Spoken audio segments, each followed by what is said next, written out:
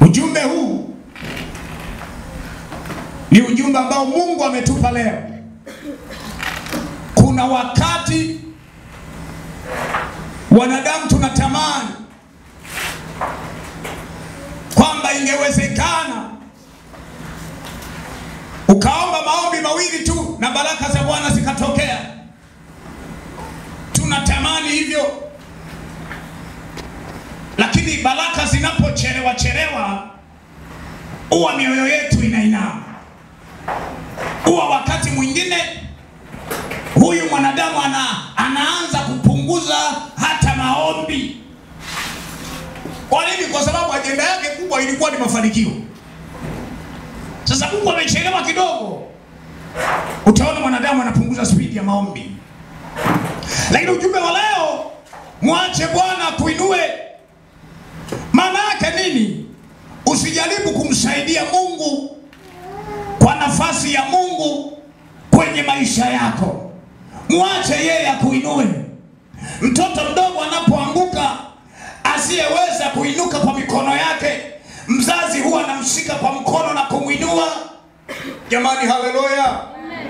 Kazi ya mtoto yeye ni kulia, ni kumwambia mama au baba, niko hapa nimeanguka. Mama mwenye akili, baba mwenye akili ukimbilia mtoto wake na kwenda kumuinua na kusema mwanangu pole.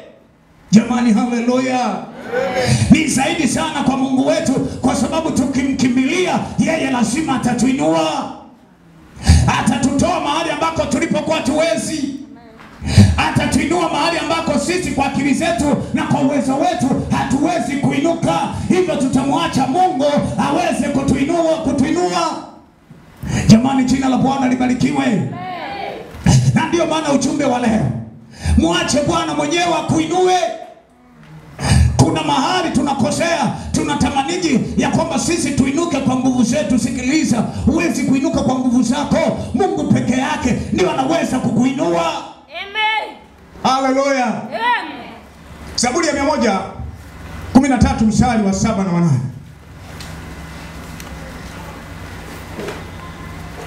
Naomba tukasome Zaburi ya 113 mstari wa 7 na 8. Somaji mzuri kama upo soma. Zaburi sura ya 113 mstari wa 7 na 8 nao nasema. Kumuinua mnyonge kutoka mavumbini. Na kumpandisha maskini kutoka jaani. Amketishe pamoja na wakuu. Pamoja na wakuu wa watu wake. Anasema humuinua mnyonge. Maana yake nini? Mungu anashughulika na mtu ambaye hawezi mwenyewe, anahitaji msaada ya kwamba huyu hawezi ila anahitaji msaada wangu mimi. Kwa Kiswahili rahisi, ni mtu aliyetambua ya kwamba mimi kama mimi sitoweza kuinuka, ila Mungu aliye hai anaweza kuinua. Amen. Sasa huyo ndio Mungu anamtafuta mtu wa hivyo. Anazungumza kupitia neno lake la Zaburi ya kwamba yeye humuinua mnyonge. Amen. Aliyekuwa tayari kwa ajili ya kuhitaji msaada. Haleluya. Amen. Usijaribu kujisaidia mwenyewe. Amina. Utaweza, kwa sababu wanadamu tuna kikomo. Kuna mambo hayawezekani kwa akili za kibinadamu, lakini kwa uwezo wa Mungu yanawezekana. Amina. Yale uliyofika mwisho, yale uliyofika ukaona kwamba hapa kwa akili yangu imefika mwisho, ndipo Mungu anaanziaka pale. Amen. Haleluya. Amina. Ndio maana nasema mwache Mungu akuinue mwenyewe. Kwa akili yako uwezi. Utajaribu kupambana kwa akili zako. Utajaribu kusema ngoja nijaribu. Sikiliza, hautaweza kama mbingu zimekataa. Hautaweza. Lakini ukimwendea mwenye mbingu ukamwambia Baba, hapa akili yangu imefika mwisho. Machozi yangu yamekuwa chakula changu. Nisaidie Bwana. Ninakuendea wewe, mwenye mamlaka, mwenye nguvu, mwenye uweza, mwenye vyote, usiyeazima, usiyekopa. Mungu atakusaidia. Sema amen. Haleluya.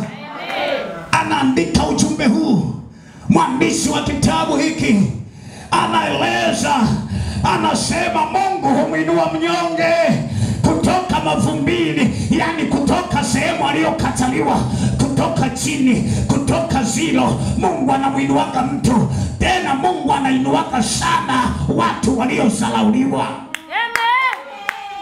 Mungu anashughulikaga na hao watu. Amina. Haleluya. Watu ambao wanabezwa, wanatukanwa, anazalauliwa. Alikuwa ni mchunga kondoo, alikuwa afai, alikuwa ni mtu wa hovyo hovyo, Mungu ndio anamwinuaga. Ndio maana watu huwa wakiokoka, watu wengi tumeshuhudia, wako wachungaji walikuwa ni majambazi, wameacha ujambazi, leo hii wameokoka.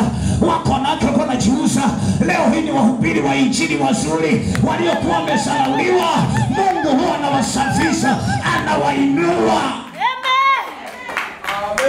Lakini wale wa kujidai kwamba mimi unajua, mimi kwa kweli duniani hapa sijawahi kufanya dhambi, sijawahi kufanya chochote, alafu nina elimu kubwa, angalia mimi na masters.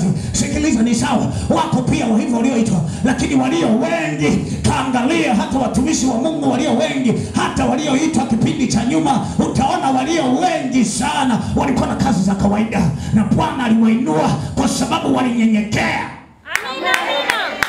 Haleluya. Amen. Haleluya. Amina. Mwache Bwana akuinue mwenyewe. Katika mazingira unayopitia, mwache Mungu akuinue mwenyewe.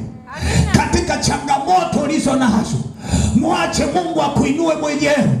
Usijaribu kutafuta mbadala, usijaribu kuwaendea wanadamu. Hata ukienda kwa mwanadamu atakusikiliza tu, unazungumza juu ya tatizo lilo nalo, mwisho wa tatizo atakwambia hata mimi mwenyewe ninalo hilo tatizo. Sasa amekusaidia, sikakuvunja hata moyo.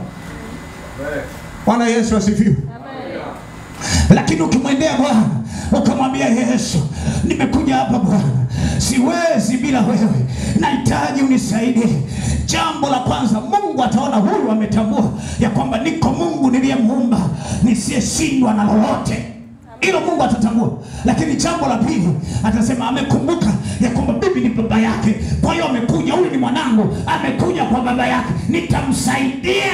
Baba ametambua mimi ni baba. Haleluya. Jina la Bwana libarikiwe. Haleluya, watakatifu wa Bwana.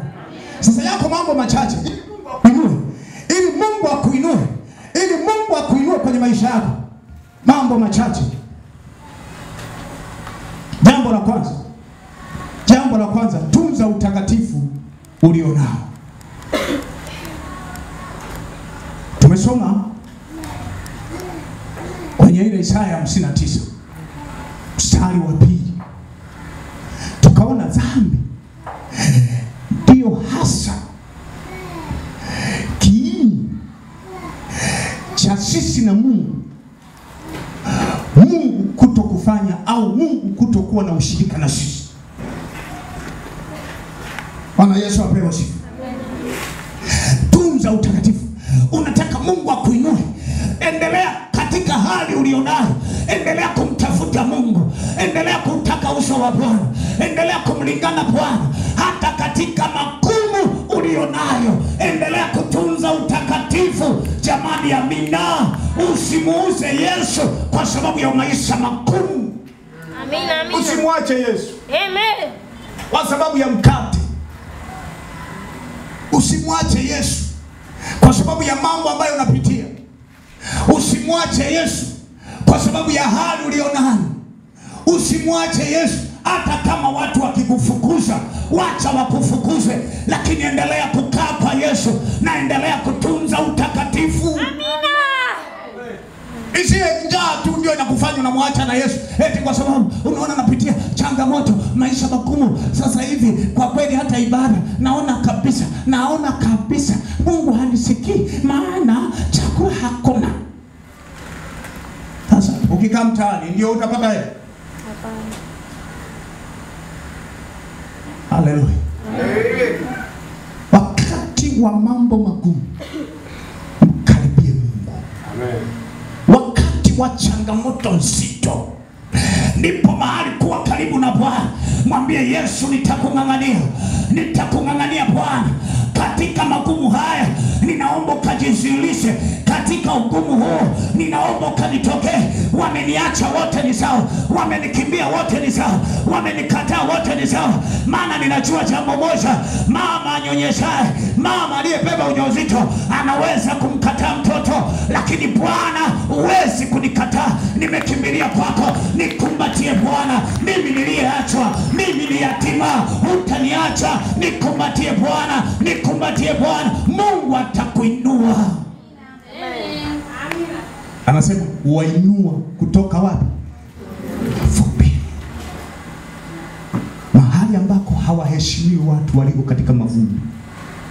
Watu ambao ni maskini huwa wanazarauliwa na jamii. Hata kama ukiwa na akili kiasi gani, ukiwa ni maskini watu wanakuona ni kama umechanganyikiwa. Hata ukitoa pointi nzuri kwa watu, nataka nikwambie kama hauna kitu watu watakusalau tu. Amen. Sasa naongea kitu gani? Hebu nyamaza. Hata kwenye kikao watu wamekaa matajiri, wamekaa pale. Hata kwenye ukoo wenu, ukiitwa kwenye ukoo wenu, ukaambia bwana John tuna kikao, baba yenu ameuita, lakini mdogo wako anakuja pale amepaki gari la maana. Sasa peke yako umekuja kwa daladala na nauli ya kuazima. Alafu unakuja pale unakaa. Alafu wale watoto wakaanza kuongea. Nataka nikwambie hata kama ni mtoto wa wewe ni mtoto wa kwanza, wadogo zako ni wanakufuata, watakutuma na wote utajikuta unatumika kwa ndugu zako. Bila hata mdogo wangu ngoja nikakuoshee na gari. Yaani unajituma bila kutumwa. Kwa nini? Kwa sababu ukijiangalia unajiona ni kama vile ni wanyongeza pale. Jamani haleluya. Jamani haleluya. Haleluya. Haleluya. Wakiwa umekaa pale wataanza kuongea wenyewe, wanaongea kwa maana wanaelewana, wanambishana. Unajua nina mradi wa milioni 50, nina mradi wa milioni 300, nina mradi wa milioni 400, nina mradi wa milioni 500. Wewe milioni 500 hujawahi shika, wewe milioni 10 hujawahi shika. Sasa unaanza kuwatolea macho kila kitu na watamani ni wangenisaidia, wangenipa hata simu walionayo, wangenipa hata ile gari. Yaani hata wakikupa hutaweza kuliendesha kwa sababu bado hutaweza kulimudu kuweka mafuta ya kulitumia hata wakikupa. Amen. Amen. Kwa unajikuta sasa unajituma kwa. Amen. Nasema ndugu wangu ana roho nzuri kweli. Inawezekana kanisaidia. Kwa sababu wewe unakwenda pale unaona kanga naona mdogo wangu gari yako kwanza ni chafu, ngoja nikalioshe. Sasa unakuta na yeye yule mdogo wako imeshamkaa, hana huruma ya kusema huyu ni mdogo wangu. Lazima atakwambia hamna tatizo kaka, chukua tu gari. Wewe unaona fahari kweli kuendesha mtaani ile gari la mdogo wako, unaenda kuliosha. Kumbe ni umasikini. Sikiliza, kaa kwa Bwana, mwambie Bwana ninue katikati ya wanaonisalau. Wacha Bwana kaniinue na mimi wakajue ya kwamba uko Mungu ninayekutumikia. Wao wana fedha ni kweli, lakini mimi ninawe wewe Yesu uliye hai. Amen. Jamani amen. Amen. Humuinua mtu kutoka kwenye nini? Mavumbi. Daudi akiwa mchunga kondoo alikuwa ni mtu wa kusalauliwa. Alikuwa ni mtu wa kawaida kati ya watoto wa nyumba ya Yese. Wao alikuwa hesabiki kama ni mtoto. Walikuwa watoto wake walefu wenye mili misuli, walikuwa ni wanajeshi wenye sura nzuri. Kabwana mdogo kenyewe na kondoo. Na sijui kama kalisoma, lakini kwa kuchunga kondoo zile hata elimu ilimpita. Bwana Yesu asifiwe. Haleluya. Lakini kwa sababu ya Bwana Mungu akamtokea akamwambia Samueli, utamlilia lini? Utaendelea kumlilia huyu mfalme ambaye mimi nimemkataa Sauli. Nenda itie pembe yako mafuta, nenda kwenye nyumba ile, nenda Rama kwenye familia mzee Yese, huko kuna mtu nimejitwalia. Samueli akatii akamtoa. Kulikuwa na maswali hapa, anasema ile jamaa likijua na kwenda kumtia mafuta mfalme mwingine nitakufa. Yesu Mungu akamwonyesha njia, akamwambia sikiliza, chukua kondoo, chukua ng'ombe, nenda katoe sadaka. Mungu naye anafanyaga njia. Bwana Yesu asifiwe. Haleluya. Usifikirie kuhusu wewe kwamba itakuaje. Mbona hata sijasoma, Mungu anafanyaga njia. Usifikirie kuhusu maisha yako kwamba inawezekanaje mimi nikawa na biashara kubwa, inawezekanaje, nawezaje kwenda hata China, hata Kiingereza chenyewe ni cha kuungaunga. Mungu anafanyaga njia. Haleluya. Haleluya. Kinachotakiwa kitu kimoja tu, mwache Bwana mwenyewe akuinue. Usijaribu kujinua mwenyewe, usijaribu kutafuta njia mbadala ya kujinua, kwenda kwa waganga, sijui ukatafute uchawi, ukatafute utajiri, sijui ukapewe nyota, sijui ukapewe pete. Achana na hivyo makorokoro.